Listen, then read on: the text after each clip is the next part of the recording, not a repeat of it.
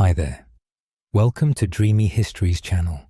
Tonight, we're stepping into the cramped, candlelit bedroom of a Victorian woman in 1885. Picture yourself standing before a massive oak wardrobe, your body aching from 16 hours trapped in whalebone and steel, while the gas lamps flicker and cast dancing shadows across floral wallpaper that's probably poisoned with arsenic. You're about to discover why Victorian women had a life expectancy of just 42 years. And honestly, after tonight, you'll wonder how they lasted that long. So, before you get comfortable, take a moment to like the video and subscribe. But only if you genuinely enjoy what I do here. I'd love to know where you're watching from. Drop your location and local time in the comments below. Now, close your eyes and listen. The grandfather clock in the hallway strikes 10 o'clock, and you finally have permission to retire. Your husband grunts his approval from behind his evening newspaper, The Times, naturally, and you rise from your needlework with joints protesting after hours of sitting ramrod straight. That's the thing about Victorian posture. Slouching wasn't just improper. It was physically impossible when you're wearing a corset tightened to achieve that coveted 18-inch waist. You climb the stairs. Each step, a calculated effort. Your crinoline cage swings like a bell. Threatening to knock over the imported Chinese vases, your mother-in-law insists on displaying precariously on narrow pedestals. The banister creaks under your gloved hand. Yes, you're still wearing gloves indoors because a lady's hands must never show signs of actual use. Mainstream historians note that Victorian women often developed permanent grooves in their ribs from decades of tight lacing. But here's something they don't tell you in history class. Many women secretly loosened their stays during the day when their husbands were at work, only to quickly retighten them at the sound of returning footsteps. Your lady's maid, Sarah, is already waiting in your bedroom. She's been in service since she was 12. And at 23, she knows your body better than you do.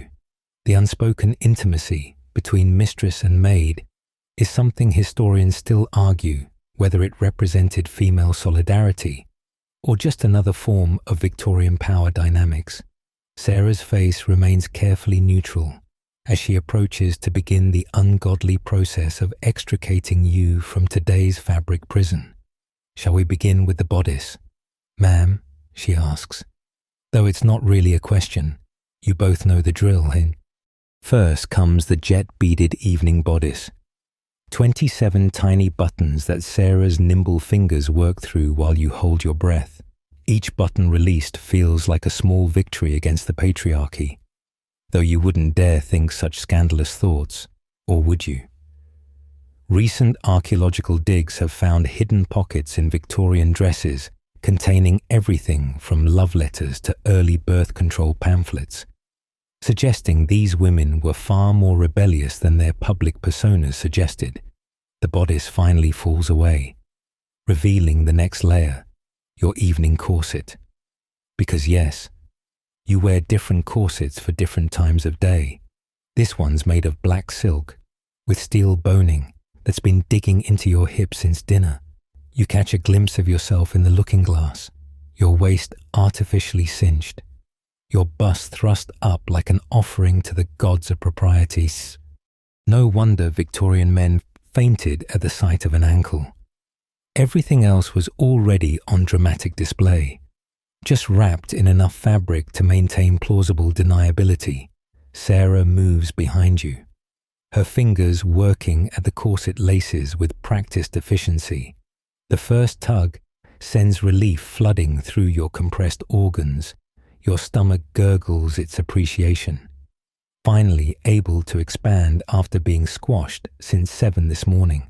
Victorian doctors claim tight lacing promoted good posture and moral fibre, conveniently ignoring the epidemic of hysteria among women who couldn't breathe properly. As each crossing of satin ribbon loosens, you feel your ribs creak outward like the hull of a ship adjusting to changing pressure. Hold still, ma'am, Sarah murmurs, Though you're gripping the bedpost like your life depends on it, the corset finally releases its death grip, and you gasp, actually gasp, as your lungs remember what full expansion feels like. The marks on your skin are angry red railways mapping the day's imprisonment. Sarah pretends not to notice as you unconsciously massage the deepest grooves. Though you catch her wincing in sympathy, she'll be lacing herself into her own corset tomorrow morning, albeit a simpler servant's version that at least allows for actual work. Now comes the skirt, all 14 yards of burgundy silk that cost more than Sarah makes in a year. The waistband has 30 hook and eye closures because Victorian dressmakers apparently believed in textile fortress construction. As Sarah unhooks each one, the weight gradually transfers from your hips to her arms. The skirt puddles to the floor with a whisper of silk against silk, and you step out carefully, mindful of the pins that might have worked loose during the evening. Underneath, your crinoline cage sits like some medieval torture device, reimagined for fashions. Made of spring steel hoops connected by cotton tape, it's been swaying with your every movement, occasionally betraying you by flipping up in strong winds. A mortifying experience that happened last Tuesday in Hyde Park, revealing your pantalettes to a shocked curate. Historians still argue whether the crinoline was liberation, freeing women from heavy petticoats, or oppression, making them literally unable to fit through doorways. You're firmly in the oppression camp as Sarah helps you step out of the contraption that's been bruising your hips all day. The petticoats come next, yes, plural. First the silk one, then the flannel, then the cambric. Each layer served a purpose: warmth, shape, and protecting the expensive outer garments from the horrors of your actual body. As Sarah peels them away, you notice today's damage. Sweat stains at the waist, a mysterious smudge near the hem, probably from when you accidentally knelt in the garden checking on your roses, and what looks suspiciously like gravy from dinner. Middle-class Victorian women typically owned only 3 or 4 good dresses, so protecting them was paramount. The washing process involved harsh lye soap and days of drying. Assuming the English weather cooperated, which it never did, your chemise is practically translucent with perspiration. September might be cooling outside, but between the kitchen fires, gas lighting, and your portable greenhouse of clothing, you've been slowly roasting all day. Sarah tactfully looks away as you peel off this final barrier between your skin and sweet air. The evening breeze from the cracked window hits your damp skin, and you shiver with the delicious scandal of it. And if your husband knew you stood here for even a moment in just your drawers and stockings, he'd have palpitations. Speaking of stockings, these silk monstrosities need addressing. They're held up by garters that have been cutting off circulation since breakfast. Your calves bear the telltale ridges of too tight elastic, and your toes have gone numb. A fringe historical fact: Victorian women often developed permanent indentations in their legs from decades of tight garters, visible in medical photographs from the era. You sit on the edge of your bed, a blessed relief after standing through an entire dinner party, and Sarah kneels to help work the stockings down. They're damp with perspiration and smell faintly of lavender sachets, which you stuff in your boots to combat the unfortunate reality of Victorian feet. Sarah approaches with your silver-backed hairbrush, a wedding gift from your mother that weighs approximately as much as a small cannonball. Your elaborate evening coiffure involves 47 hairpins, 2 decorative combs, a velvet ribbon, and enough pomade to waterproof a small boat. As Sarah begins extracting pins, you count along silently. It's become a nightly ritual. This archaeology of your hairstyle. Each pin removed feels like dismantling a tiny piece of armor. Your hair, when finally freed, cascades down past your waist, Victorian women never cut their hair. It was their crowning glory, and cutting it meant either severe illness or social disgrace. Yours hasn't seen scissors since childhood, and it shows. The sheer weight of it gives you chronic headaches. Though Dr. Morrison insists those are just symptoms of your delicate female constitution. You've started to suspect Dr. Morrison might be an idiot, but voicing such thoughts would be most improper. 100 strokes. Ma'am, Sarah announces, with the resignation of someone who's counted to 100 every night for the past 5 years. The conventional wisdom holds that vigorous brushing distributes natural oils and promotes lustrous hair. What it actually promotes is arm cramps and split ends. But tradition is tradition, as Sarah begins the familiar rhythm. You close your eyes and let your mind wander. Stroke 15. You think about your cousin Eleanor, who scandalized the family by bobbing her hair after a bout of typhoid. She claimed it was medical necessity, but you saw the gleam in her eye at church last Sunday. Stroke 32. The brush catches on a tangle, probably from when your hairnet shifted during your afternoon calls. Stroke 50. You're fairly certain Sarah is counting quickly tonight. You don't blame her. It's been a long day for both of you. While Sarah brushes, you reach for your complexion cream. The label promises oriental pearlescence for the fairest skin of English roses, and what it actually contains, according to that radical pamphlet your sister smuggled you, is lead powder, mercury, and enough arsenic to kill a small dog. But every lady in your social circle uses it, and having unfashionably ruddy cheeks would be social suicide. You dab it carefully around your eyes, where tomorrow's crow's feet threaten to appear. 28 is practically middle-aged by Victorian standards, and the pressure to maintain youthful beauty is crushing. Here's a tidbit they don't teach in mainstream history. Victorian women often mixed their own beauty concoctions using recipes passed down through families or shared in ladies' magazines. Your grandmother's journal, hidden in your dresser drawer, contains a formula for bloom of youth, featuring crushed beetles, wine, and virgin's blood, which you hope was a euphemism for beet juice. You've never been brave enough to try it. 75, 76. Sarah's counting has definitely accelerated. You catch her eye in the mirror, and she offers a tiny conspiratorial smile. This is the thing about ladies' maids. They see you at your worst and keep your secrets.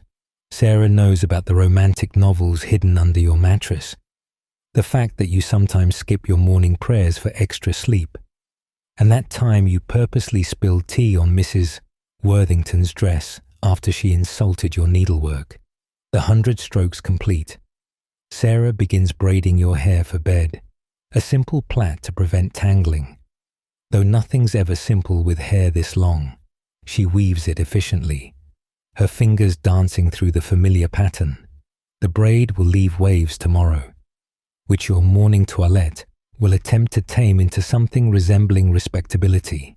As she ties off the end with a ribbon, you notice her own hair escaping from beneath her cap. She's been up since 5 this morning and won't retire until well after you're asleep. Time for the evening ablutions are. Sarah presents your wash basin, porcelain decorated with cabbage roses, because apparently Victorians couldn't encounter a surface without floraling it to death. The water is tepid at best. Your modern sensibilities scream for a hot shower. But this is 1885. Running water is for the obscenely wealthy, and you're merely comfortably middle class. The pitcher Sarah lifts is deceptively heavy. 3 gallons of water hauled up 2 flights of stairs from the kitchen. You watch her pour it into the basin, noting how her arms tremble slightly. The servants' stairs are narrow and steep, designed by architects who clearly never carried anything heavier than a pencil. This water represents just one of 6 trips Sarah made today. Not counting the additional hot water for your morning ablutions, You dip your flannel cloth into the basin, wringing it out carefully. The water is already cooling in the September air that sneaks through gaps in the window frame, and your bedroom fireplace sits cold and empty. Coal is expensive, and your husband insists fires in bedrooms promote moral laxity. Historians still argue whether Victorian bedrooms were intentionally kept cold to discourage self-abuse, or if it was simply economics. Either way, goosebumps rise on your exposed skin as you begin the delicate process of washing without actually getting properly clean. First, you attend to your face, patting gently with a damp cloth. Too much rubbing might disturb your complexion cream's careful work of slowly poisoning you into beauty. The water turns slightly grey as it mingles with the day's accumulation of coal smoke, dust, and whatever mysterious particles float through London air. You've heard that in America. Some hotels have entire rooms dedicated to bathing with hot water on demand. It sounds like an impossible fantasy, like flying machines or women voting. Next comes the supremely awkward dance of washing your body while maintaining some shred of modesty. Even though Sarah has seen everything while helping you dress and undress for years, you work the cloth under your arms, trying to combat the effects of a day spent in multiple layers of non-breathable fabric. Deodorant won't be invented for another 3 years, so you rely on violet water and strategic perfume placement. The mainstream historical narrative loves to claim Victorians didn't bathe, but the truth is more complex. You're fighting a losing battle against inadequate technology with remarkable ingenuity. Your feet require special attention.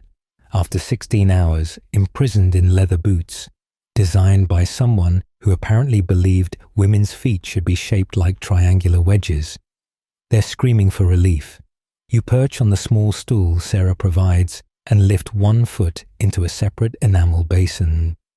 The water is shockingly cold, but the relief of stretching your toes outweighs the discomfort.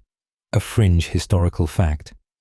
Victorian foot binding wasn't limited to Chinese culture. English women routinely wore shoes 2 sizes too small to maintain the illusion of dainty feet, leading to permanent deformities that archaeologists can identify in skeletal remains. Shall I prepare the hip bath? Ma'am, Sarah asks, though you both know the answer. The hip bath, a portable metal tub, requires hauling up enough hot water to fill it, then hauling it all back down afterward. It's a production reserved for Saturdays. And today is Wednesday. You shake your head, continuing your flannel and basin ablutions while dreaming of Roman bathhouses. At least they understood civilization. The washing extends to more private areas, conducted with a second cloth and steadfast avoidance of eye contact with anyone, including yourself in the mirror.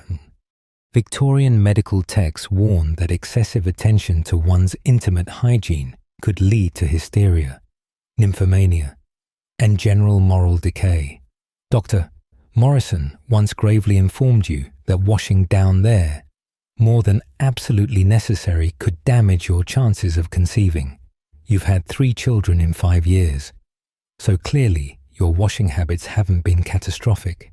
As you pat yourself dry with a linen towel, also hauled up by Sarah, also inadequately warmed, you notice the various marks and scars that map your body's Victorian journey, stretch marks from pregnancies, the permanent red line around your waist from corsetry, a puckered scar on your shoulder from that disastrous attempt at home smallpox inoculation.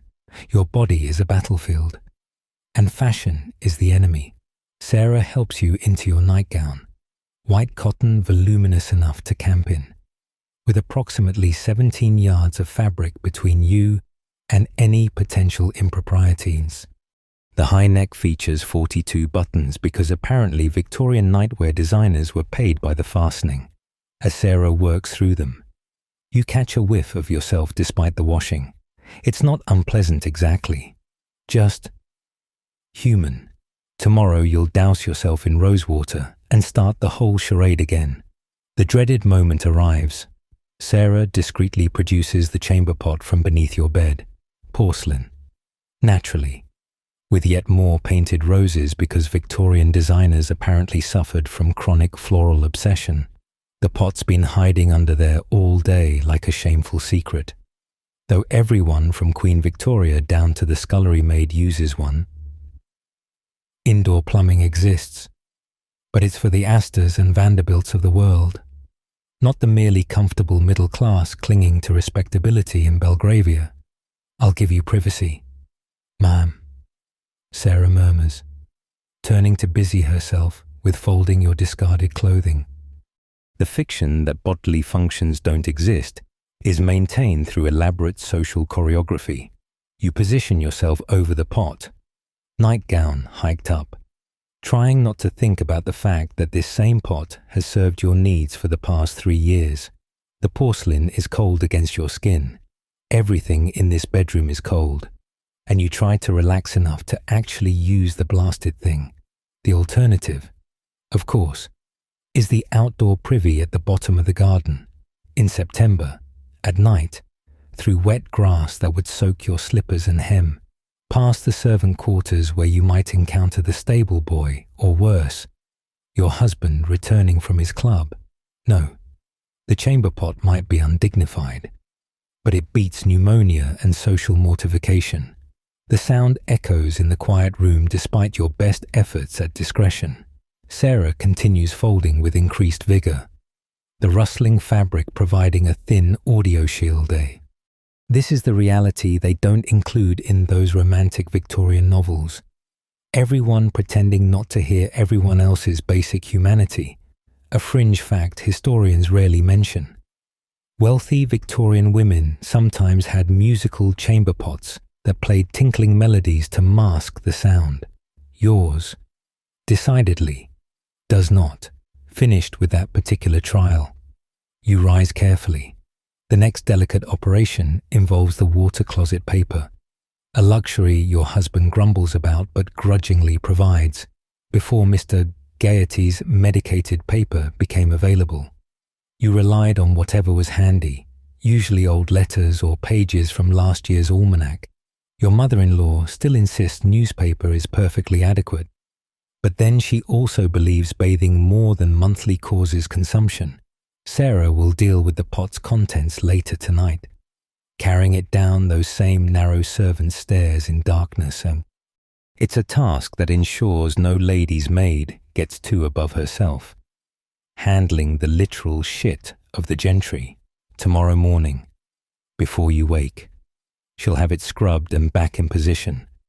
Fresh sand in the bottom to absorb odors. The cycle continues. Everyone pretending the system isn't barbaric. You wash your hands again in the basin. The water now thoroughly grey and uninviting.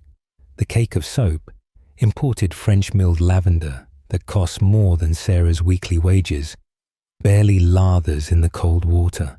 You think of the servants who make do with harsh lye soap that cracks their skin, and feel a stab of guilt that you quickly suppress.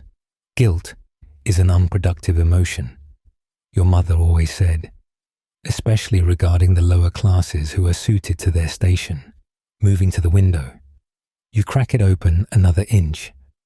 September air floods in, carrying the mixed perfume of London, coal smoke, horse manure, the Thames at low tide, and something vaguely rotting from the direction of Smithfield Market. Your husband insists fresh night air causes everything from influenza to moral decay. But you've noticed you sleep better with a bit of ventilation. Another thing to hide from Dr. Morrison, who already suspects you of harboring dangerously modern ideas about health. Historians still argue whether the Victorian obsession with miasma and bad air was proto-scientific awareness of germs or complete nonsense from where you're standing. Inhaling the potpourri of urban stench, you're inclined to think they had a point, but the alternative is sealing yourself in with the chamber pot, your own body odor, and the various emanations from gas lamps slowly poisoning the air. You'll take your chances with the night breeze, The clock chimes 10:30. Soon your husband will finish his brandy and expect to find you appropriately arranged in bed, not reading, which strains the female brain, and certainly not writing in your diary, which encourages unwholesome introspection.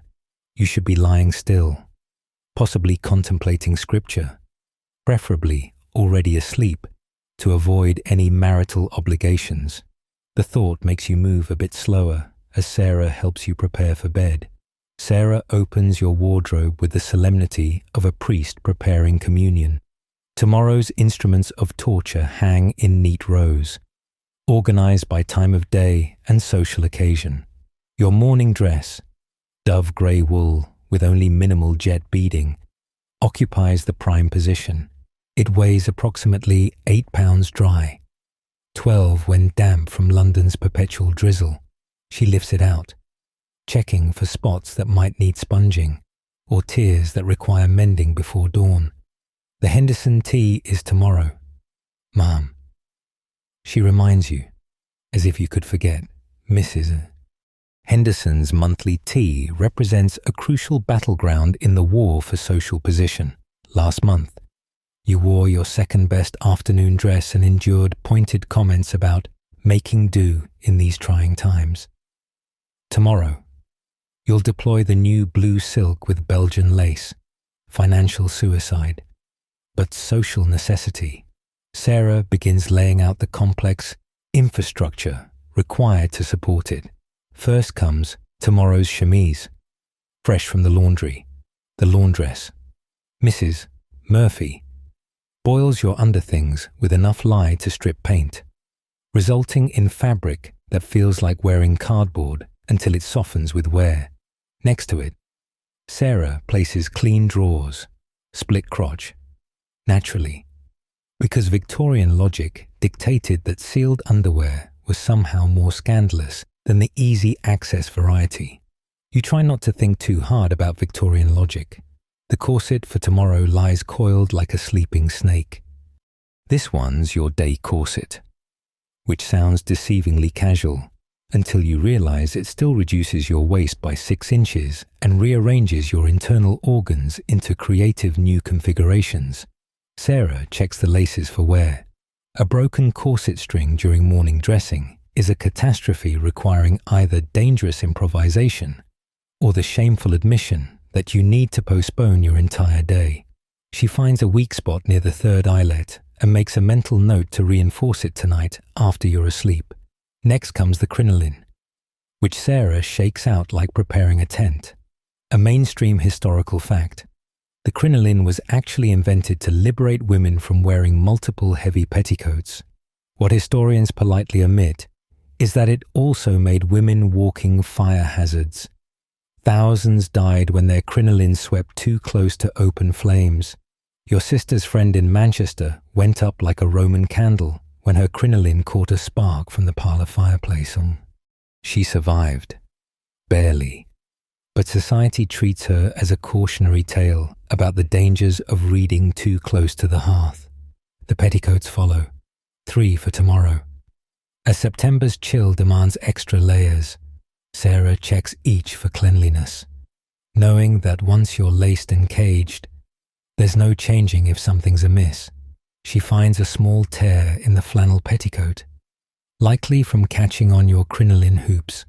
Out comes her sewing basket, and she settles into the chair by the window to mend by candlelight. The tiny, perfect stitches will be invisible, but they'll hold through another day of Victorian womanhood. While Sarah sews, you examine tomorrow's boots, black leather with 16 buttons each. Because apparently Victorian shoemakers were paid by the fastening, they're already painful just looking at them. Your feet have developed permanent calluses in the exact shape of these torture devices. A fringe historical fact. Victorian women often had their little toes surgically removed to better fit into fashionable footwear. You've considered it, especially after last Easter's garden party, when you literally couldn't walk by evening. Shall I prepare your morning cap? Ma'am, Sarah asks through a mouthful of pins. Your morning cap is a confection of lace and ribbon that serves no purpose except signaling to your husband that you're officially dressed for breakfast. Without it, you might as well be naked. The elaborate rules about when caps are worn, what kind, and by whom could fill an encyclopedia. Married women wear them. Unmarried don't, except on Wednesdays if they're over 25, or always if they're governesses, but never if they're... You honestly can't keep track anymore. Tomorrow's jewelry lies in your vanity drawer. Mourning brooch for Great-Aunt Millicent. Dead these past 5 years, but still requiring acknowledgement. Cameo for daytime respectability. And your mother's pearl earrings for just a hint of prosperity, without ostentation. Each piece must be selected with the precision of a military campaign. Too much, and you're showing off. Too little, and you're either poor or worse. Eccentric. The leather-bound diary emerges from its hiding place beneath your lavender sachets. Sarah pretends not to notice as you settle at your writing desk. She's the one who'll return it to its concealment tomorrow. After all, the page before you bears yesterday's entry.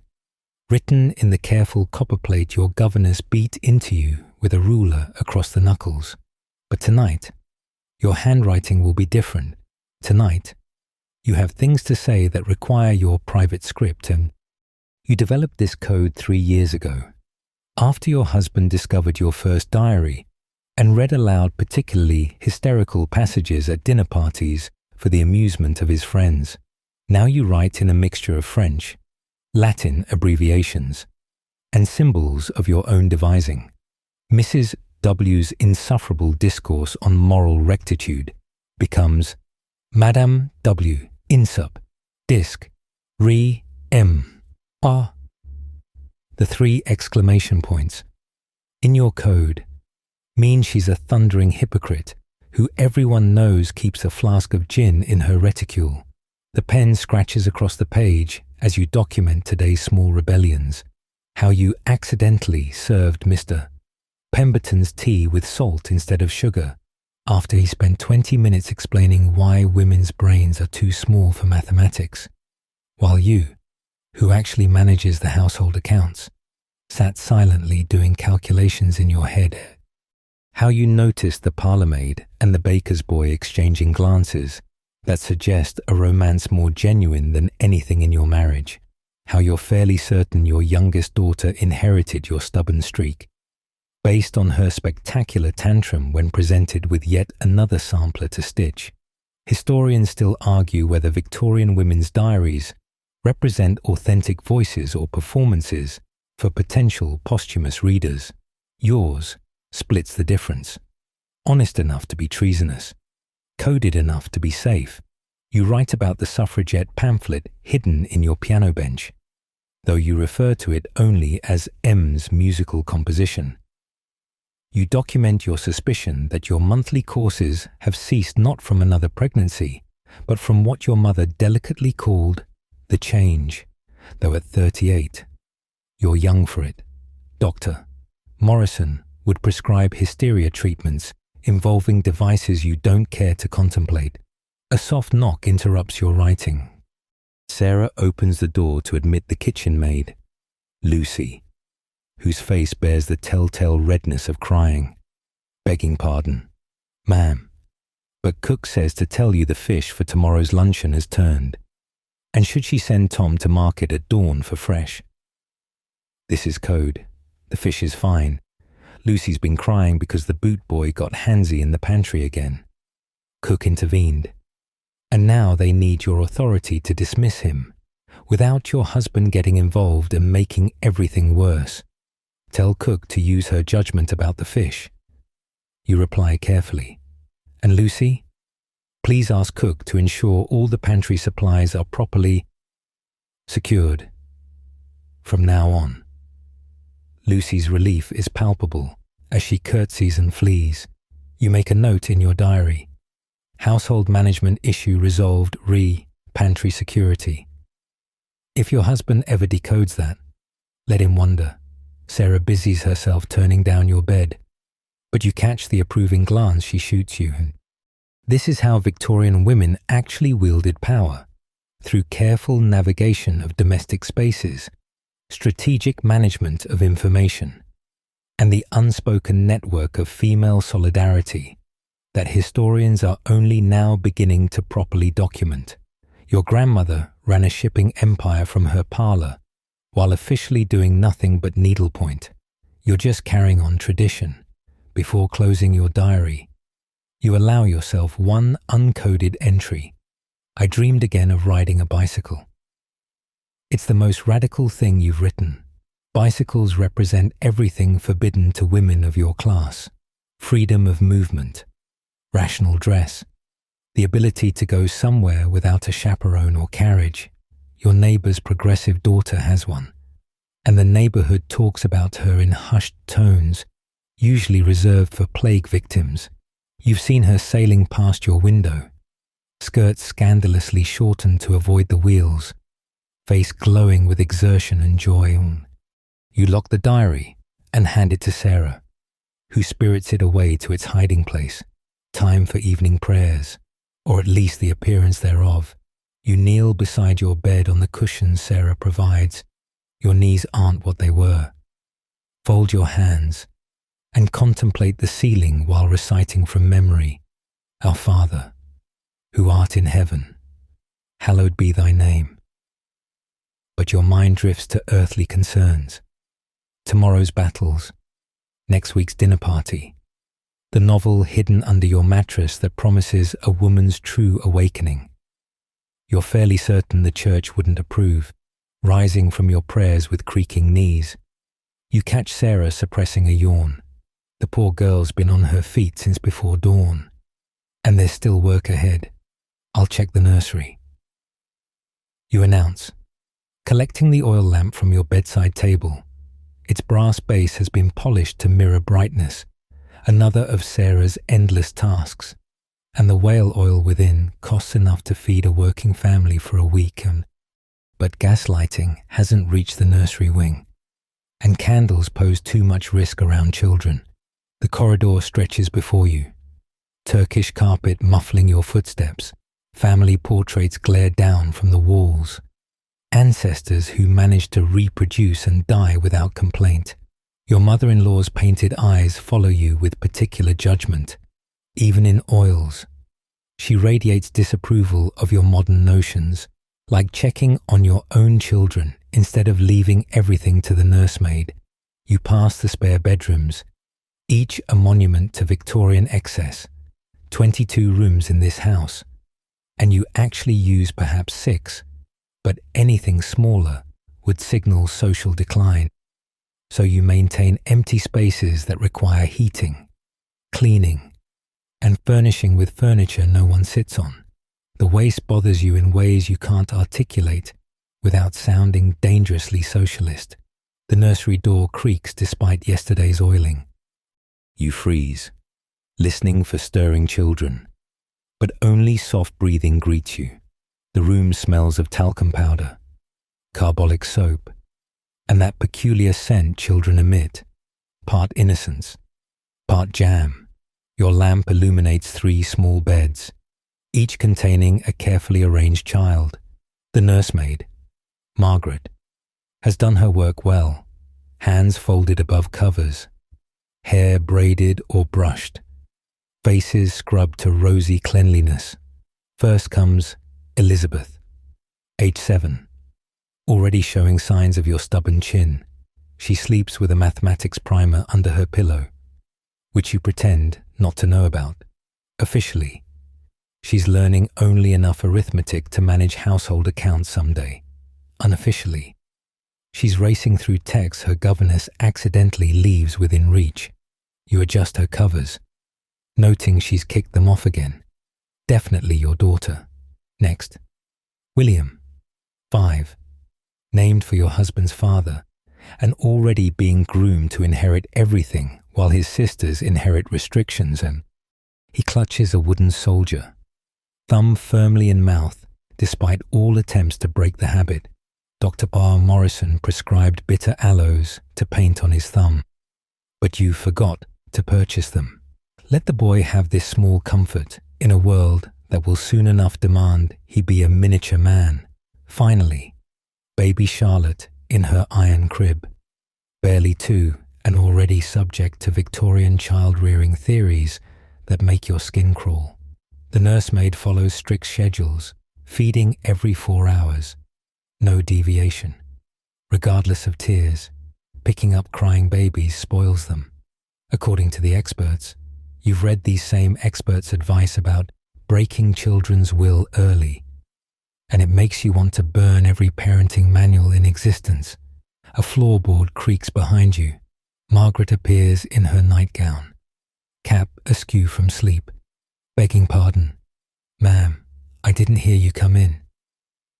She's 17, fresh from the countryside, still shocked by indoor plumbing and gas lighting. You pay her £12 annually to love your children when society insists you maintain proper maternal distance. "They're sleeping well," you whisper, which is code for "you're doing excellently. Please don't quit like the last 3 nursemaids." The turnover in domestic staff is something historians document, but rarely analyze. These young women arrive hopeful, encounter the reality of 16-hour days and minimal wages, and flee to factories where at least the exploitation has regular hours. Little William had the night terrors again, Margaret reports, dreaming about the Punch and Judy show from the park. "I sat with him till he settled." This violates every rule about maintaining proper servant-child boundaries, but you nod approvingly. A fringe historical fact. Victorian childhood mortality was so high partly because of rigid rules preventing caregivers from comforting distressed children. Emotional neglect killed almost as effectively as scarlet fever. You do a final check of the nightlight. A small oil lamp with religious scenes painted on glass, supposedly to inspire holy thoughts, but more likely to inspire nightmares. The windows are firmly shut against dangerous night air, creating a stuffy atmosphere that can't be healthy. You crack one open slightly, earning a shocked look from Margaret. "A little fresh air." You murmur rebelliously. She nods. Conspirator in this tiny revolution against Dr. Morrison's prescribed suffocation. Back in the corridor, you hear voices drifting up from the servants' hall. The staff should be preparing for bed, but the urgent whispers suggest drama unfolding. You pause at the top of the servants' stairs, a liminal space where worlds collide. Propriety dictates you should ignore whatever's happening below. Reality dictates that ignorance of servant disputes leads to burnt breakfast and mysteriously disappearing silver. Won't stand for it, I tell you. That's Cook, her Irish accent thickening with emotion. 20 years I've been in service, and never have I seen such carrying on. You descend halfway, nightgown held carefully to avoid the narrow steps. The green baize door at the bottom, that symbolic barrier between upstairs and downstairs, stands slightly ajar. Through it, you glimpse Cook squared off against the housekeeper, Mrs. Garth Davies, while the kitchen maid and scullery girl huddle in the corner like witnesses at a prize fight. The girl's given notice, and that's final, Mrs. Davies declares, brandishing what appears to be a letter. Found her a position with the Weatherbys. She has double the wages and alternate Sundays off. Your heart sinks. The girl must be Mary, the parlour maid who actually knows how to remove wine stains and doesn't break the Wedgwood. The Weatherbys, nouveau riche from railway money, are poaching servants with promises of modern conveniences and living wages, and how dare they destabilise the natural order with their American ideas about labour. She can't leave before the Michaelmas quarter, Cook protests. We've got 3 dinner parties next week. This is your cue. You clear your throat delicately, and the servants' hall falls silent, as if struck by lightning. The green door swings open to reveal your senior staff frozen in attitudes of mortification. The scullery girl actually attempts to curtsy while holding a bucket, resulting in a minor flood. Perhaps, you say, in your best mistress of the house voice, we might discuss this in a more appropriate setting. It's after 11. Technically, you shouldn't even acknowledge the servants exist at this hour, but maintaining the fiction while your household dissolves into chaos seems pointlessly Victorian. Even for you, 5 minutes later, you're holding court in your morning room, still in your nightgown, but with a shawl for propriety. Mrs. Earl. Davies presents the facts. Mary's been offered £15 per annum. You pay 12. A half-day weekly. You offer 1 Sunday monthly. And here's the killing blow. Use of a gas-heated flat iron instead of the medieval sad irons your laundry still employs. What would you have me do, you ask? Though you know the answer, match the offer or lose Mary. Followed rapidly by every other servant with marketable skills. The delicate economics of Victorian household management teeter on the edge of revolution. A mainstream historical fact. The servant problem of the late Victorian era presaged massive social changes.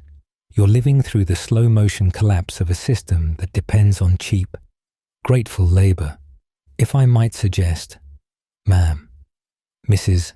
Davies ventures, perhaps a small increase in wages, and we could investigate the new gas iron Mr. Harrods is advertising. You calculate rapidly and your household allowance, generous by your mother's standards, already strains to cover expenses. Your husband believes you manage on far less than reality requires, a fiction you maintain through creative accounting that would impress a Rothschild. But losing Mary means training someone new, probably breaking half the china in the process. Very well. You concede. Mary may have £13 per annum and alternate Sundays after church.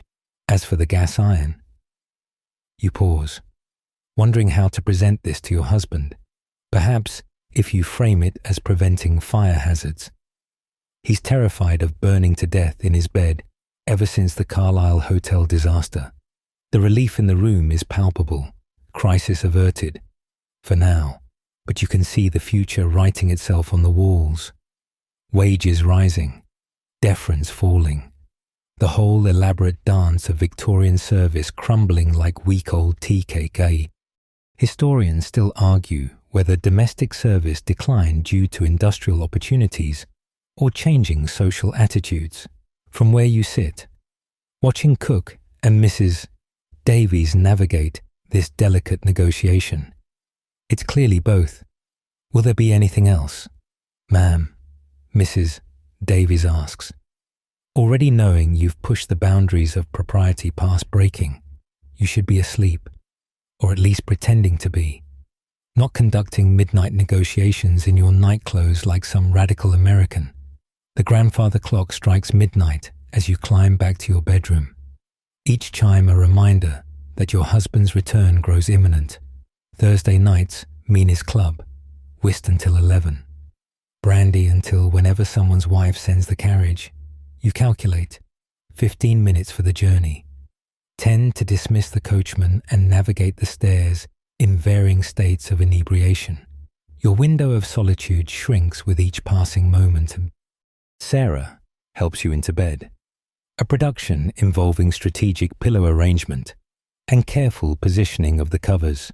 Too much enthusiasm in bed preparation signals availability. Too little suggests illness or, worse, opinions. You must appear attractively recumbent, but not inviting.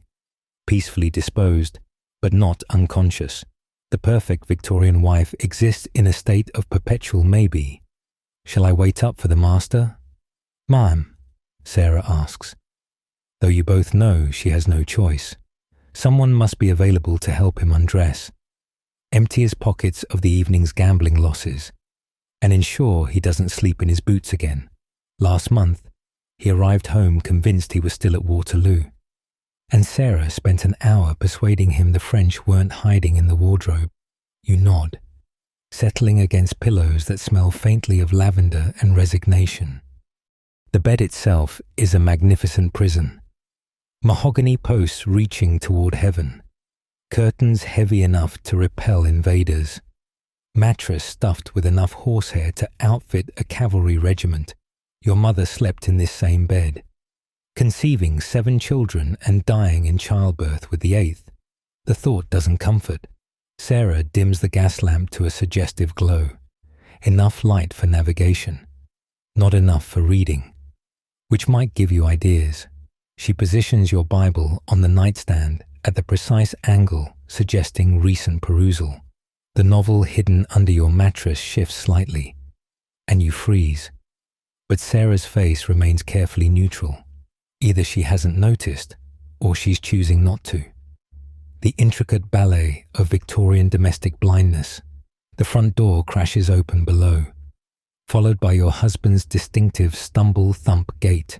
He's attempting stealth, which means he's precisely drunk enough to wake the entire household while believing himself silent as a cat. You hear him shush the umbrella stand, apologize to the hat rack, and engage in what sounds like a philosophical debate with the stairs. Time for your performance. You arrange yourself in an attitude of slumber, on your back, hands folded over the covers like a particularly boring effigy, breathing deep and regular. The picture of wifely innocence, a mainstream historical fact. Victorian marriage manuals advised wives to submit to their husbands' embraces with patient grace, viewing any enthusiasm as evidence of moral corruption. Your grandmother's journal, however, suggests previous generations weren't quite so theatrical about pretending to be furniture. The bedroom door creaks open. Your husband's silhouette wavers in the doorway. Assessing the situation, you sense him calculating. Wife apparently asleep. Approaching Thursday, which means Friday, which means fish for breakfast, which he abhors. Lost 20 pounds at cards to that bounder Fitzgerald. His mood could go either way. Margaret. He still calls you by your full name after 12 years of marriage. Pet names are for mistresses and Americans. Are you awake? You breathe deeper, adding a delicate snore for authenticity. Through slitted eyes, you watch him navigate toward his dressing room, bumping into furniture that's occupied the same position since his grandfather's time. Historians still argue whether Victorian men were genuinely oblivious to household management or performing their own elaborate ignorance. Your husband can recall every detail of parliamentary procedure, but claims inability to locate his own socks. He emerges in his nightshirt, a voluminous tent that makes him look like an especially well-fed ghost. The bed dips alarmingly as he settles beside you, bringing odors of cigar smoke, brandy, and the peculiar mustiness of gentlemen's clubs, where windows never open and opinions never change. His hand finds your shoulder through the covers. This is the moment of truth. Respond too quickly, and you're a wanton, too slowly, and you're failing in your duties. You've perfected the art of gradual awakening. A flutter of eyelashes, a soft murmur of confusion, the slow focus of recognition. Oh, Charles, you're home. Damnable evening, he mutters, which means he lost badly. Fitzgerald's got the devil's own luck. His hand remains on your shoulder. A question and statement combined. You perform another calculation. 3 children in 5 years. The doctor's warnings after Charlotte's difficult birth. Your own exhaustion battling his expectations. The marital mathematics of Victorian marriage, where women's bodies are battlegrounds and bedrooms are negotiations. You must be tired. You murmur, deploying the diplomatic immunity of wifely concern. It's a delicate gambit, acknowledging his state while suggesting rest might be preferable to other activities. Your hand covers his on your shoulder, a gesture that could mean anything. Victorian marriage is conducted entirely in subtext. Every touch a telegram in code. He grunts, breath heavy with brandy fumes that could strip wallpaper. Morrison says you haven't been to see him about your women's troubles. Of course, Dr. Morrison, font of medical wisdom, has been reporting your absence from his monthly examinations, the same examinations that involve devices you prefer not to contemplate, and treatments that sound more like torture than medicine. I've been feeling quite well. You lie smoothly. In truth, your women's troubles have resolved themselves through the simple expedient of time. Nature's way of saying 3 children are quite enough. Thank you, but explaining premature menopause to your husband would require acknowledging that bodies have purposes beyond his convenience. Can't have you neglecting your health. He continues, hand moving from shoulder to collar. What would people say if you became one of those invalid wives? The threat hangs between you like tomorrow's laundry. Invalid wives conveniently excuse themselves from marital duties, but also from dinner parties, social calls, and any semblance of life beyond their sick rooms. You've seen it happen. Women choosing slow death over daily degradation. A crash from downstairs saves you. Both of you freeze. Listening. Another crash. Followed by what sounds distinctly like cook's best copper pans meeting the kitchen floor. Then shouting, "Is that the boot boy's voice? At 2 a.m? What in blazes?" Charles starts upright. Suddenly sober. Nothing clears a Victorian gentleman's head like threats to property or propriety. He fumbles for his dressing gown, while you perform an internal celebration. Whatever's happening downstairs has derailed his amorous intentions more effectively than any excuse you could manufacture. "I'll check on the children," you offer, already sliding from bed, or it's the perfect escape. Maternal duty trumps marital availability. He can hardly protest your concern for his offspring, even if said offspring sleep like the dead through anything short of cannon fire. The hallway fills with doors opening, heads emerging like curious turtles. The nursemaid clutches Charlotte, who miraculously remains unconscious despite the commotion. Sarah materializes at your elbow, bearing a lamp and an expression of barely suppressed alarm. The entire household converges on the main stairs, a river of nightgowns and concern. In the kitchen, chaos reigns. The boot boy, the one you thought cook had dismissed, stands swaying in the doorway, clearly drunk as your husband, but significantly less refined about it.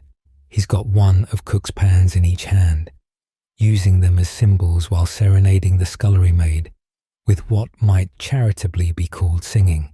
The girl herself cowers behind the flour bin, tears streaming down her face. "I'll marry ye, Sally," the boot boy bellows, punctuating his proposal with another pan crash. "Make an honest woman of ye," which explains everything and nothing. The scullery maid, Sally, apparently, is perhaps 15, fresh from the workhouse, and clearly terrified by this romantic assault. Your husband blusters forward, all outraged authority and flapping nightshirt. "See here, you scoundrel." But the boot boy's beyond reason, lost in a haze of gin and misguided passion. He swings toward Charles, pans raised like weapons, and suddenly this farce threatens to become tragedy. You step forward. "Tommy." Your voice cuts through the chaos with the authority of someone who signs his wages. "Put down cook's pans." Something in your tone penetrates his alcoholic fog. The pans lower incrementally. "Just want to marry Sally," he mumbles, deflating like a punctured bladder. "Love her." "I do." A fringe historical fact. Victorian servants' marriages were heavily regulated by their employers, who could dismiss both parties for unauthorized romance. The system created desperate situations where young people had to choose between love and livelihood. You look at Sally, trembling behind the flour, and Tommy, swaying with pathetic devotion, and feel the weight of Solomon's crown. Tommy will sleep in the stable tonight. You declare, "Tomorrow, when everyone's sober, we'll discuss this properly." You catch Cook's eye. "Perhaps some strong coffee first." She nods, understanding. Tommy won't be returning tomorrow. He'll wake to find his belongings packed and a character reference that omits tonight's performance. But it'll be done quietly, preserving what dignity remains. The kitchen crisis resolved. You shepherd everyone back to their quarters. Sally continues sobbing as Cook leads her away, promising hot milk and stern words about encouraging boot boys. Your husband mutters about the decline of servant morality and the need for stricter discipline, apparently forgetting his own arrival home, barely able to distinguish the umbrella stand from the downstairs maid. Back in your bedroom, the interrupted moment hangs like smoke. Charles settles into bed with the huffing and puffing of a man whose authority has been challenged by the lower orders. You slip in beside him, maintaining careful distance, hoping the evening's disruptions have thoroughly doused any remaining ardor. Can't trust any of them. He grumbles into his pillow. Give them wages and warmth, and look how they repay us. The irony of this statement, delivered by a man who lost 20 pounds at cards while his servants work 16-hour days, appears lost on him. You make appropriate murmuring sounds of agreement, while privately calculating how to slip Sally enough money to start fresh somewhere else. Sleep eludes you. Charles begins snoring within minutes, the deep, rattling snores of a man untroubled by conscience or complexity. You lie rigid beside him, mind racing through tomorrow's complications, the Henderson tea, the servant situation, the children's needs, the household accounts that don't quite balance, the mysterious pain in your left side that you haven't mentioned to anyone. The clock strikes 2. Through thin walls, you hear movement. Sarah still cleaning up the kitchen disaster. Margaret walking the floor with Charlotte, who must have finally woken. The creak of servant stairs as order slowly restored itself. Your household runs on the invisible labor of women who earn less in a year than your husband loses in an evening. Yet somehow, it's their morality in question. A scratching at the door interrupts your brooding. Not a knock. Servants know better at this hour. But the distinctive sound of claws on wood. Wellington, the household cat, demands entrance with feline entitlement. You slip from bed, Charles's snores never faltering, and crack the door. Wellington saunters in, tail high. Thoroughly pleased with his midnight wanderings, he leaps onto the bed with surprising grace for a cat who's clearly been helping Cook dispose of kitchen scraps. Charles doesn't stir, even when Wellington settles directly on his chest, purring like a tiny engine. There's something satisfying about watching the cat claim your husband's space with impunity. Wellington answers to no one, observes no social hierarchy, and sleeps wherever he pleases. You envy him desperately. Returning to bed presents a geographic challenge. Wellington has created a feline barrier between you and your husband, and disturbing either risks awakening Charles to who knows what mood. You perch on the edge, contemplating your options, when a sound freezes your blood. Charlotte crying, but not her normal infant wails. This is the distinctive croup cough that haunted last winter. The barking seal sound that means inflammation and struggle and sleepless vigils. You're moving before conscious thought. Maternal instinct overriding Victorian propriety. Barefoot, hair streaming. You race to the nursery. Margaret already has Charlotte upright. The child's face red with effort as she fights for each breath. The sound, that terrible barking cough, echoes off nursery walls papered with cheerful shepherdesses who mock your terror. Steam. You gasp, remembering last winter's desperate battles. We need steam, but creating steam requires hot water. Lots of it. And the kitchen fire's been banked for the night. Margaret nods. Understanding the crisis, she passes Charlotte to you, hot, so hot, fever burning through her nightgown, and races for the servant's stairs.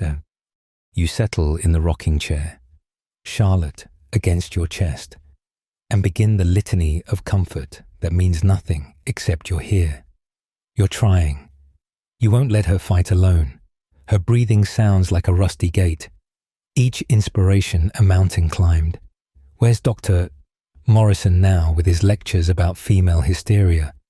Where's your husband with his authority over life and death? A mainstream historical fact, croup killed thousands of Victorian children annually, turning winter nights into battlegrounds where mothers fought death with steam and prayer. The only treatment, humid air to ease inflamed airways, required resources many couldn't muster. You have servants and coal and copper pans, advantages that shame you even as you're grateful for them. Sarah appears with the first pot of boiling water, followed by Cook herself. Cap askew and face grim, they've roused the household, turned the nursery into a makeshift steam room. Sheets form tents. Hot water fills basins. Everyone moving with the coordinated efficiency of those who fought this battle before. The nursery transforms into a Turkish bath. Steam rising from multiple basins while you huddle with Charlotte under a sheet tent. Her breathing gradually eases from desperate barks to wet rattles. Still alarming, but survivable. Sarah feeds the steam production line, racing between nursery and kitchen with pots of boiling water. Cook stations herself outside the door, intercepting curious servants and your older children who've woken to the commotion. "Mama?" Elizabeth's voice, thin with worry, penetrates the chaos. You want to comfort her, but Charlotte can't be moved from the steam. Mama's helping Charlotte breathe better. Margaret soothes. "Back to bed now. There's a good girl." You hear Elizabeth argue, "Definitely your daughter," before being firmly redirected. Tomorrow you'll deal with her questions and fears. Tonight, survival takes precedence. Charlotte's weight grows heavy in your arms as exhaustion overtakes panic. She's breathing easier now, the seal bark cough subsiding to occasional wheeze. Your nightgown sticks to your skin, soaked with steam and sweat, and probably other fluids you don't care to identify. This is motherhood stripped of Victorian veneer, bodily, desperate, primitive. Where the devil is Morrison? Your husband appears in the doorway, nightcap askew, face purple with indignation. Can't have all this carrying on without proper medical supervision. You bite back the observation that Dr. Morrison's last treatment for Charlotte's croup involved leeches and prayers. Sarah's gone for him. You lie smoothly. Sarah, blessed girl, nods from her position by the water basins. Let Morrison drag himself from bed at 3 a.m. By the time he arrives, the crisis will have passed, and he'll claim credit for nature's recovery. Charles hovers uncertainly, caught between patriarchal authority and complete uselessness. A man who can debate parliamentary procedure for hours stands bewildered by a coughing child. Perhaps I should... That is, brandy's good for inflammation. No brandy. You snap. Patience evaporated like the steam around you. He retreats, muttering about female hysteria and unnatural domestic arrangements. Good. His presence adds nothing but another body consuming oxygen Charlotte needs. The hours blur. Steam. Comfort. Monitoring each breath. Your arms cramp from holding Charlotte at the optimal angle. Your back screams from hunching under the sheet tent, but her breathing steadies. The horrible barking replaced by normal infant wheeze. When dawn light creeps through the windows, you're still rocking, still counting breaths, still fighting the Victorian angel of death who hovers over every nursery. Dr. Morrison arrives with the milk cart, bag in hand, and disapproval written across his whiskered face. "This steam nonsense," he begins, but stops at your expression. Even Victorian male authority has limits when faced with a mother who spent the night wrestling death. He examines Charlotte perfunctorily, prescribes a tonic you won't give her, and leaves muttering about irregular household management. Sarah shows him out with barely concealed contempt. The real healing happened in the dark, performed by women who knew steam trumps medicine when airways close. "She'll sleep now," Margaret says softly, preparing Charlotte's crib with fresh linens. You don't want to let go. Some primitive part of your brain convinced that releasing her invites death's return, but your arms shake with exhaustion, and Charlotte needs proper rest. You transfer her gently, watching her settle into deep, breathing sleep. The nursery looks like a battlefield, basins everywhere, wet sheets dripping, the wallpaper starting to peel from humidity. Your beautiful, ordered Victorian home transformed into something raw and functional. It's the truest room in the house right now. Honest about the fight waged here. You stumble back to your bedroom, past servants already beginning the day despite their sleepless night. Charles snores on, Wellington still perched on his chest like a furry paperweight. The thought of climbing into that bed, resuming your position as decorative wife, seems impossible. Instead, you collapse in the chair by the window, watching London wake up. A fringe historical fact: Victorian women's diaries often contained coded references to nights like this. Charlotte poorly, steam treatment applied, hiding hours of terror. The official record shows childhood illness as brief interruptions in domestic harmony. The reality was mothers turned warriors, fighting with whatever tools they could improvise. Your grandmother's diary mentions 36 such nights with her 7 children. 2 didn't survive despite her vigilance. Sarah appears with tea, strong and sweet. Charlotte's breathing easy. "Ma'am." Margaret's watching her. The cup shakes in your hands, exhaustion and relief warring for control. Tonight you won, but winter stretches ahead with its catalogue of threats: croup, influenza, scarlet fever, diphtheria, the Victorian death lottery, where money improves odds but guarantees nothing. The clock strikes 5, and London stirs outside your window. Delivery carts rattle over cobblestones, their drivers shouting greetings and curses in equal measure. The knife grinder's bell echoes through empty streets, soon joined by the milk seller's cry. Your world awakens to commerce and survival, while you sit paralyzed by exhaustion, still wearing a nightgown that smells like a medicinal laundry accident. Sarah returns with fresh clothing. Perhaps Mom would like to rest. But rest is impossible. In 2 hours, breakfast must appear on the dining table. Your husband will expect kippers and eggs and properly ironed newspapers, with you presiding over the teapot like nothing happened. The children need supervision. The servants require direction. And the Henderson tea looms at 3 o'clock like a social guillotine. "Help me dress," you say instead. The simplified morning costume. Sarah's eyes widen.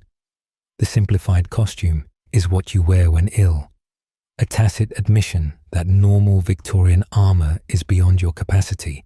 But after last night's battle, you'll take any small rebellion available.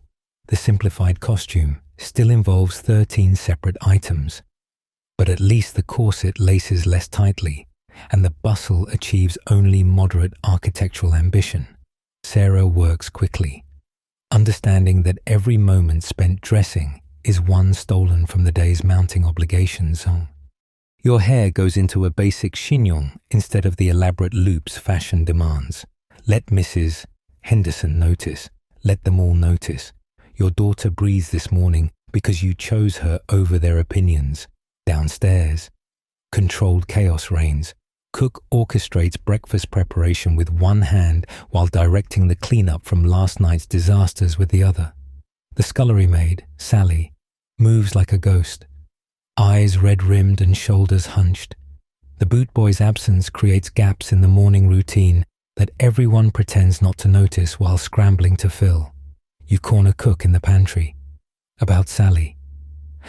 Already handled. Ma'am. Cook's face softens fractionally. My sister in Brighton runs a respectable lodging house. Always needs reliable help. Sally'll take the afternoon train, if that suits. You press a month's wages into Cook's hand, your pin money. But what use is it compared to a girl's future? Cook nods, understanding passing between you. This is how women survive Victorian society. Quiet conspiracies, subtle resistances, the underground railroad of female solidarity.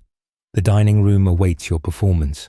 Charles already sits behind his newspaper fortress, grunting acknowledgement as you take your chair. The children file in. Elizabeth subdued. William bouncing with energy that suggests he slept through the drama. Charlotte remains upstairs. Margaret standing guard. You pour tea with hands that barely tremble. Maintaining the fiction that this is just another morning. Morrison says the child had a touch of catarrh. Charles announces from behind the Times. Prescribed a tonic. Really. Margaret, you mustn't indulge these midnight panics. Sets a bad example for the servants. You place his teacup down with excessive force, causing a small tsunami in the saucer. Of course, dear, how silly of me to panic over our daughter's inability to breathe. Next time, I'll simply let her suffocate quietly, so as not to disturb the household. The newspaper lowers incrementally. Your husband's face appears, wearing the expression of a man who's discovered his docile housewife has opinions. There's no need for sarcasm. Margaret, I'm simply saying that proper medical advice would have killed her. The words escape before wisdom can catch them. Doctor, Morrison's leeches don't cure croup. Steam does. Ask any mother who's actually saved a child instead of theorizing about it from the comfort of their club. Silence descends like Victorian judgment. Elizabeth's eyes go wide. William stops fidgeting. Even the footman freezes mid-pour. You've committed the cardinal sin, contradicting your husband in front of children and servants. The social fabric tears audibly, but exhaustion has murdered your ability to care. You butter your toast with deliberate calm. Take a bite. Chew thoroughly. Let him respond, Let him rant about feminine hysteria and proper spheres. Your daughter lives because you ignored male authority. That truth sits between you like an uninvited guest at breakfast. Charles's face cycles through several shades of purple before settling on puce. We'll discuss this later. He manages. Retreating behind his newspaper, the footman resumes pouring. Elizabeth kicks William under the table. The morning lurches forward, forever changed by your small revolution. The Henderson tea arrives like Judgment Day. You've managed 3 hours of fitful sleep, propped in the nursery chair between checking Charlotte's breathing. Your simplified morning costume has been replaced by the full afternoon armor, silk, steel, and social expectations cinched tight enough to maintain appearances. Sarah's done her best with your face, but no amount of pearl powder can disguise exhaustion this profound. Mrs. Henderson's parlour swims before you, overstuffed with competing patterns that assault your weary eyes. Paisley battles floral, while stripes make war on checks. The whole catastrophe unified only by an aggressive colour scheme that suggests the decorator was either colour-blind or vindictive. 20 women perch on various surfaces, each costume for battle in their finest afternoon warfare. My dear Margaret. Mrs. Henderson descends like a well-upholstered vulture. We heard you had quite the domestic excitement last evening. The emphasis on domestic excitement suggests your midnight servant drama has already become neighbourhood entertainment. The Victorian gossip network operates faster than modern telecommunications. Powered by bored women and nosy servants, you accept teacup number 1, china so delicate it's essentially solid anxiety, and prepare your defense. But before you can deploy carefully crafted half-truths, Mrs. Worthington interjects from her throne-like chair by the fire. Servants these days.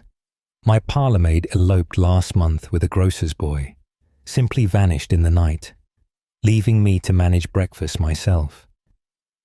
She shudders at the memory of briefly experiencing labour. One simply can't maintain proper standards with these modern notions infecting the lower classes. The chorus begins. Every woman has a servant horror story, each more dramatic than the last. Cooks who demand half days, housemaids who read novels, boot boys who forget their place. You sip tea and wonder if any of them realize they're documenting the death of their world. These aren't servant problems, they're revolution in slow motion, measured in raised wages and stolen Sundays. And how is dear little Charlotte? Mrs. Henderson asks with false concern. We heard she was poorly last night. Translation. The entire neighborhood knows about your steam tent dramatics and is judging your maternal hysteria. She's recovering well. Thank you. You deploy your blandest smile. Children are so resilient. Let them make of that what they will. You're too tired for elaborate social chess. The conversation flows around you like floodwater. Whose daughter is engaged? Whose son failed at Oxford? Who's been seen walking unchaperoned in Hyde Park? A mainstream historical fact. Victorian women spent an average of 15 hours weekly on social calls, maintaining networks that functioned as combination intelligence service, employment agency, and psychological warfare unit. You've always excelled at this game. But today, the pieces blur together. Mrs. Pemberton holds court about her revolutionary new water closet, installed at shocking expense. Of course, one must be careful about hygiene. Dr. Morrison says, too much washing disturbs the natural protective oils. Several women nod sagely, while you privately vow to bathe Charlotte daily, regardless of medical opinion, and tea becomes luncheon. Cucumber sandwiches with the nutritional value of decorative paper. Cakes that taste of obligation. Conversation that grows increasingly barbed as sherry appears. You catch yourself nodding off during Mrs. Weatherby's extended monologue about finding reliable laundresses. The room tilts alarmingly. When did you last eat actual food? Margaret. Dear, you look positively wan. Mrs. Henderson's concern sharp as her hatpin. Perhaps you should rest. It's dismissal disguised as kindness. You failed at the essential Victorian female task. Suffering invisibly, your exhaustion shows, marking you as weak, hysterical, possibly contagious with dangerous ideas about steam treatments and servant wages. You rise carefully, the room spinning slightly. You're too kind. I should check on Charlotte. The excuse works, because maternal duty trumps social obligation. Though barely, you make your farewells, each woman offering sympathy edged with satisfaction. Poor Margaret, unable to manage her household or health, there but for the grace of God and better servants go they. The carriage ride home passes in a blur. London scrolls past the window, omnibuses and hansoms, flower sellers and crossing sweepers. The whole elaborate dance of Victorian life, somewhere in this city. Sally's boarding a train to Brighton and a new life, somewhere. Your husband's plotting how to reassert authority over his rebellious wife, somewhere. Dr. Morrison's preparing tomorrow's lecture about female weakness. But in your nursery, Charlotte breathes easily, and that's the only victory that matters. You've survived another night in the life of a Victorian woman. Barely. Tomorrow brings fresh battles, tighter corsets, earlier mornings, the endless performance of femininity that slowly crushes souls. The clock strikes 6 as your carriage arrives home. Time to prepare for evening. Another meal. Another night of vigilance. You climb the steps slowly, already dreading Sarah's gentle knock, the armor of evening dress, your husband's wounded dignity requiring soothing. This is your life, measured in small rebellions and smaller victories, fought in nurseries and kitchens and parlors, where revolution happens one raised wage at a time. Sarah meets you at the door, and in her eyes you see the same exhaustion, the same determination. Charlotte's been asking for you, ma'am, breathing clear as a bell. You could weep at this simple grace. Instead, you straighten your shoulders and prepare for the evening performance. The show, as they say, must go on until one day, perhaps, it doesn't. You think of bicycles and suffragettes and Sarah's knowing smile. Change comes slowly to Victorian England. But it comes. Tonight, you'll play the proper wife. Tomorrow, who knows? You might even loosen your corset an extra inch. Revolution has to start somewhere. Help me change, Sarah, you say. And perhaps tonight, the simplified evening costume. She smiles, a real smile, conspirator to conspirator. Of course, ma'am, whatever you think best. Whatever you think best. 4 words that might just change the world. One Victorian woman at a time. The house settles into evening routines as you finally, blessedly, prepare for bed once more. Your body aches in places you didn't know existed. Testament to last night's battle and today's social skirmishes. Sarah helps you undress with extra gentleness, understanding that you're held together by little more than whalebone and will. Perhaps ma'am should retire early tonight, she suggests. Working through the evening bodice's buttons, you nod. Beyond words, Charles can dine at his club. The children are settled, and you've earned this small surrender. The familiar ritual of disrobing feels different tonight, less like dismantling armor, more like shedding chrysalis on. Each layer removed brings you closer to tomorrow, when you'll wake and do it all again. But somehow, the thought doesn't crush you as it usually does. Charlotte breathes, Sally escapes, Sarah smiles. Small victories in an enormous war. Your nightgown floats over your head like a white flag of truce with the day. You sink into bed, muscles liquefying with relief. No husband to navigate tonight. He sent word about urgent business, which likely means soothing his wounded pride at the club. No midnight crises. You pray, just sleep. Blessed sleep. Sarah dims the lamp to nothing. Darkness claiming the room. Good night. Ma'am, you did well today. It's the closest to friendship Victorian propriety allows, and you treasure it like stolen chocolate. Good night, Sarah. Thank you. For everything. You don't add, for conspiracy and kindness and counting hairbrush strokes too quickly, for being human in a world that prefers automatons. You close your eyes, listening to the house settle. Somewhere below, Cook banks the kitchen fires. Margaret rocks beside Charlotte's crib.